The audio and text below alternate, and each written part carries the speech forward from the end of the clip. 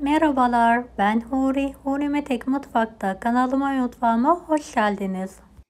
Bekleme süresi olmadan kısa sürede hazırlayabileceğiniz lezzetli poğaça tarifi vermek istiyorum. İçinde yoğurt, süt ve maya yok. Çok pratik ve çok lezzetli bir tarif. Tarifimize hemen hamurumuzu hazırlayarak başlayalım. Bir paket sıvı kremam var. Geniş bir kabın içine alıyorum.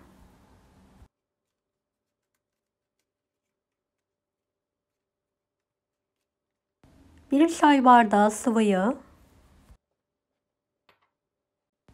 1 tatlı kaşığı tuz, 1 adet yumurta beyazı, 1 paket kabartma tozu. Tüm malzemeyi karıştıralım. Azar azar un ilavesi yapalım. Toplamda 3 su bardağı un kullandım. Kontrollü bir şekilde ilave ederek hamurumuzu hazırlamaya devam edelim.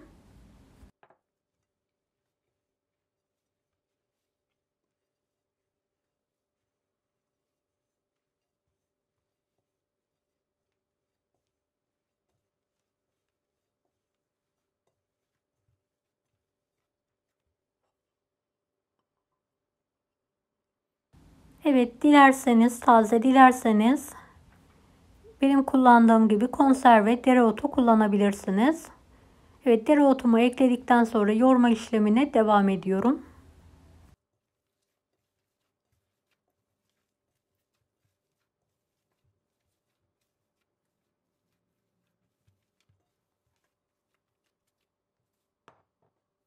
Hamurumu tezgah üzerine alarak pürüzsüz olana kadar yoğurma işlemine devam ediyorum.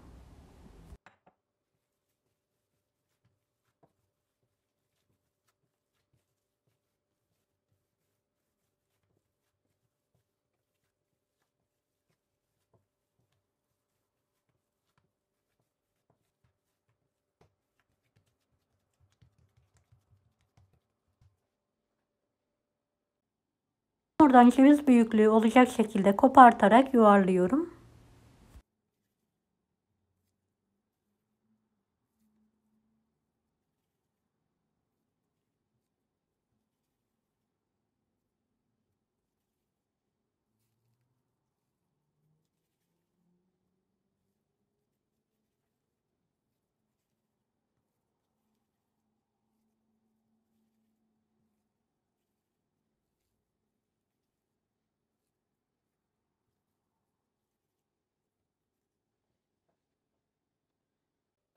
Bezelediğim hamuru hafif bir şekilde açıyorum. Peynirli iç harç koyarak ikiye katlıyorum.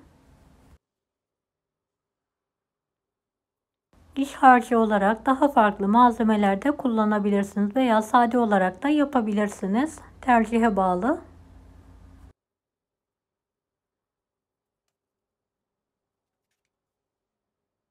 Videomu izlerken buraya kadar geldiyseniz yorum kısmına herhangi bir emoji bırakırsanız bana destek olmak için sevinirim.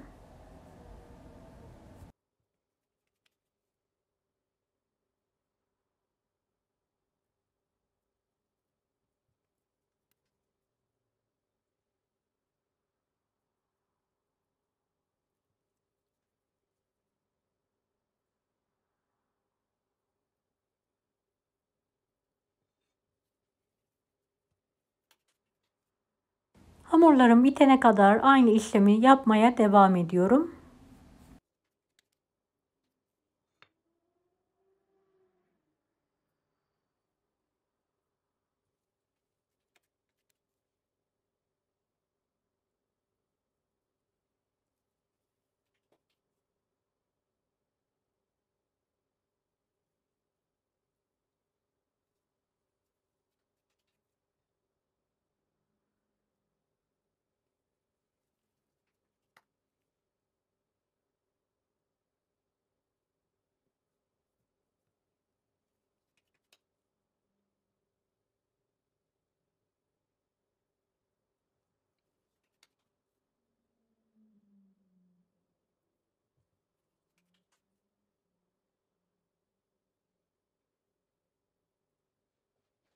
Evet, bütün poğaçalarımı hazırladım. Bir fırın tepsisine aralıklı olacak şekilde alıyorum.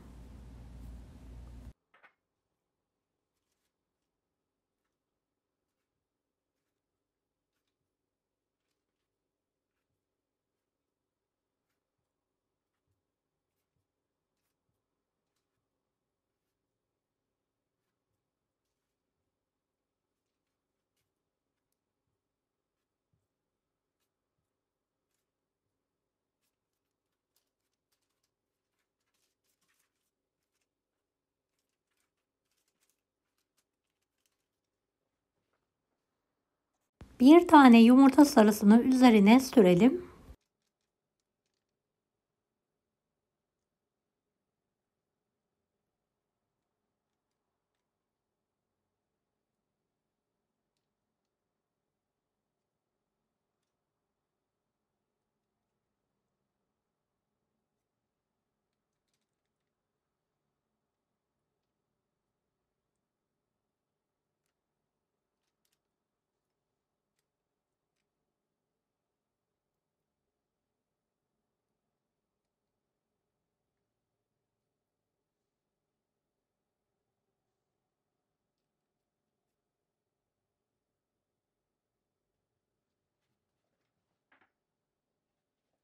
Üzerine mavi haşhaş serpiyorum. Dilerseniz sade, dilerseniz susam veya çörek otu da serpebilirsiniz.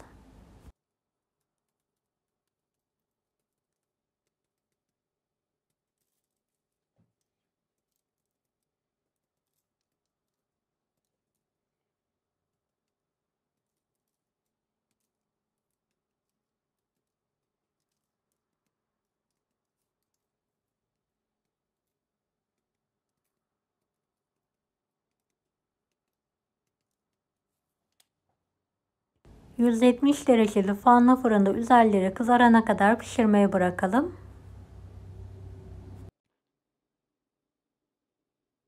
Evet, pişen poğaçaları fırından çıkartıyorum. Hemen servis tabağına alıyorum.